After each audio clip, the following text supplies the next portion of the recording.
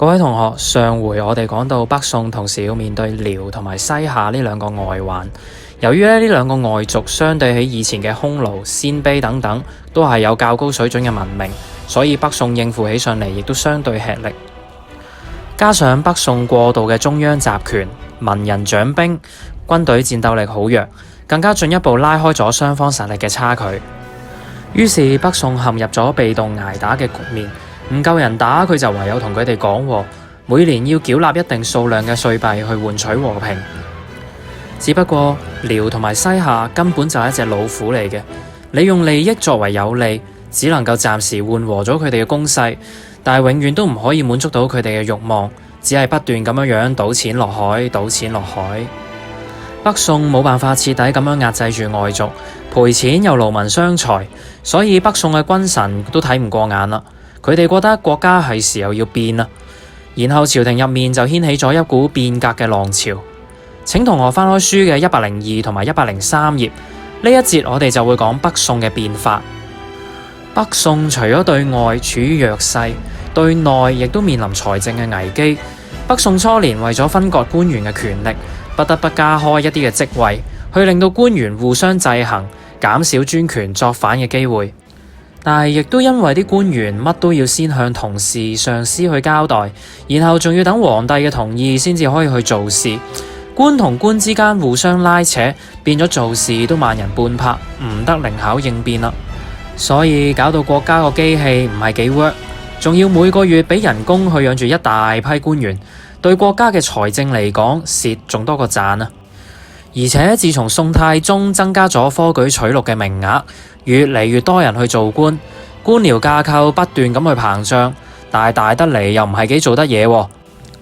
咁就好似一個肥仔咁，身上面越嚟越多肉，可惜都唔係啲結實嘅肌肉，肥大而臃腫，水分甚多，幾大份都冇用啊！用嚟形容宋代嘅官僚體制就最適合不過啦。宋代唔單止太多冇用嘅官，連軍隊都係一樣。啲士兵越招越多，但係戰鬥力就越嚟越低，數量同埋質素成為反比，而國家仲要出糧俾佢哋，需要用到佢哋嘅時候又唔打得，咁養住嚟又有啲咩用呢？北宋要俾錢外族，仲要養官養兵，可想而知佢要負擔幾龐大嘅支出呢？所以最終就搞到入不敷支，年年赤字。而國家唔夠錢，就唯有向人民嗰度抽更重嘅稅，但係咁樣又會激起人民嘅不滿。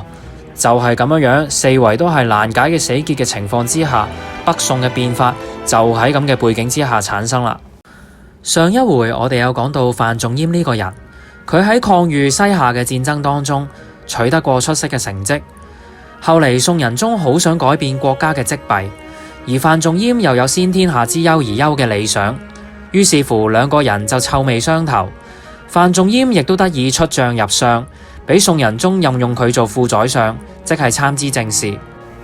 之後范仲淹就提出咗一個有啲自大才疏嘅十事疏，咁係邊十事呢？就係熒光幕上面所羅列出嚟嘅10件事啦。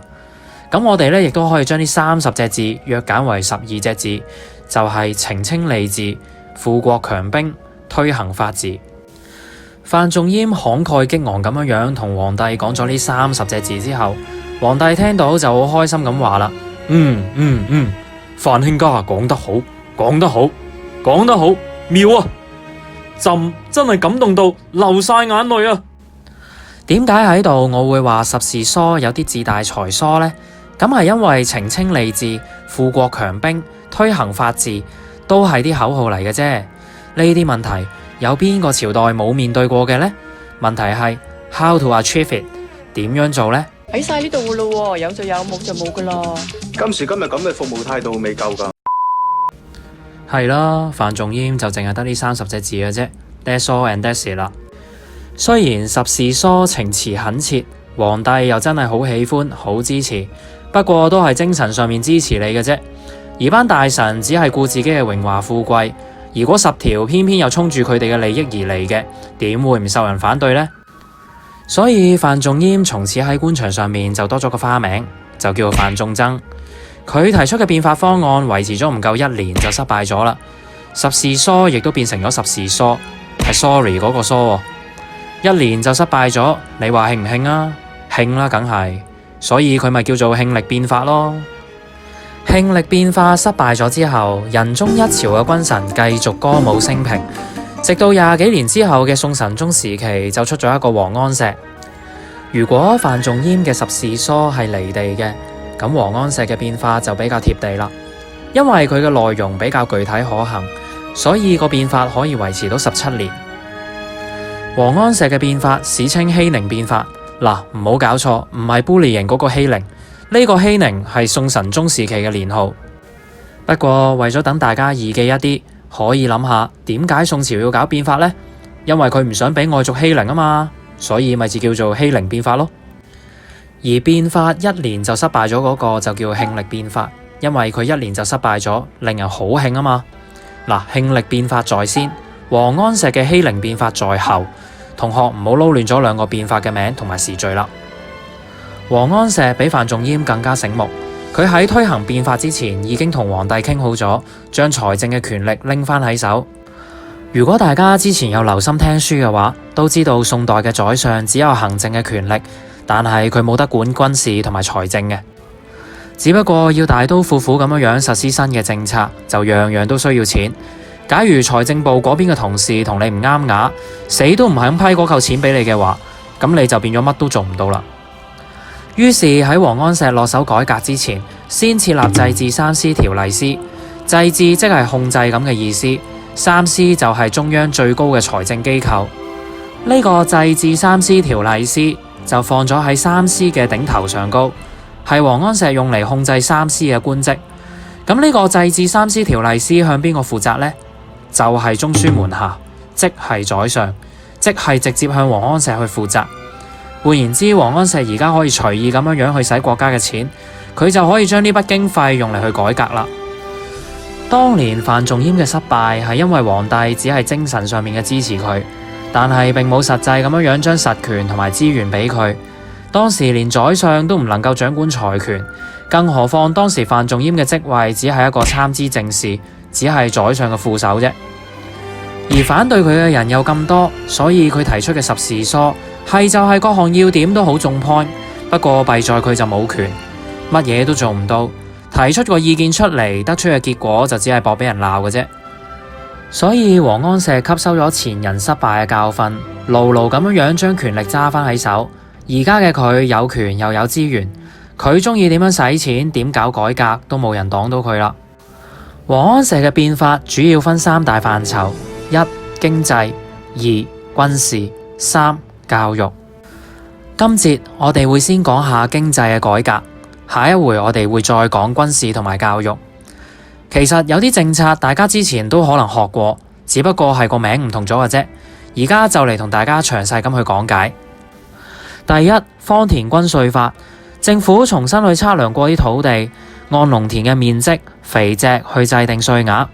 呢個係為咗針對當時有好多人去逃稅、漏稅，所以政府重新清查過晒啲土地，重新計翻過晒啲稅，將漏咗嘅稅款追翻嚟，提升政府嘅收入。第二，市役法，政府喺京師嗰度設置市役務，專門將啲貨品貴賣賤買。呢個就有啲似漢武帝嗰個嘅平準法啦。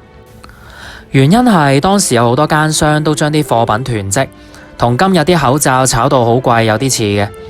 其實唔係因為市面上面供應唔夠而缺貨，而係啲商人趁機將啲貨品大量買入，將佢哋囤積起嚟，然後再坐地起價，搞到個價錢好貴，調高咗個價錢之後再賣出市面，佢哋就賺到盆滿缽滿，最終受苦同埋被剝削嘅都係啲普通嘅平民百姓。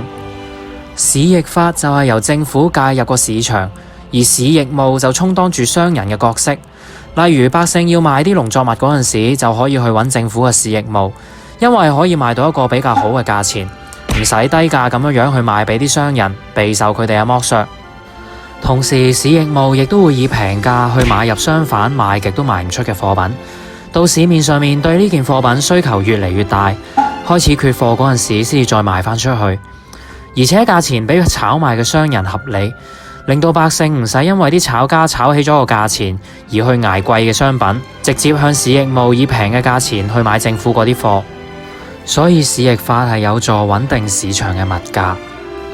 第三，農田水利法，呢個亦都非常之簡單，政府喺地方上面興收水利，有利農田嘅灌溉，咁樣就有助農作物嘅產量提升啦。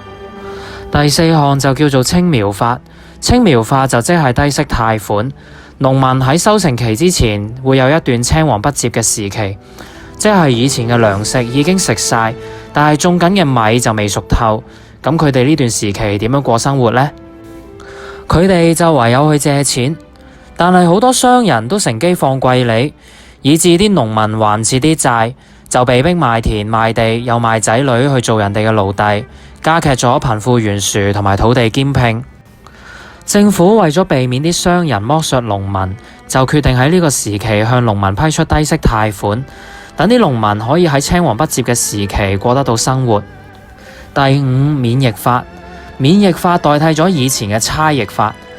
喺差役法嘅制度底下，啲百姓係要免費咁樣去幫官府打工，而且佢哋一旦出咗啲咩差錯，就要向官府賠錢，所以對人民嚟講係一個極大嘅剝削。免役法頒布咗之後，百姓就可以交錢去代替服役，騰出嚟嘅時間仲可以愛嚟耕田，而且官府收到錢之後，亦都可以另外出錢請人去幫官府去打工，幫官府打工仲有錢收，自然就可以吸引到人去做啦。咁樣官民雙方都有數，係一個對國家有利嘅政策。以下係總結返欺凌變法經濟項嘅所有措施，請各位同學整理返自己嘅筆記啦。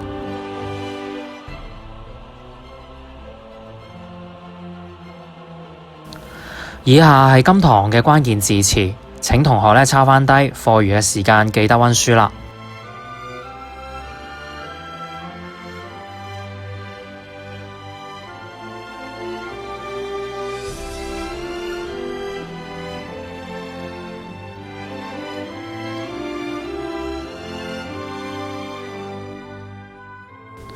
對於今堂嘅內容，如果大家想有更多交流嘅話，歡迎 follow 我 IG 或者訂閱我嘅頻道。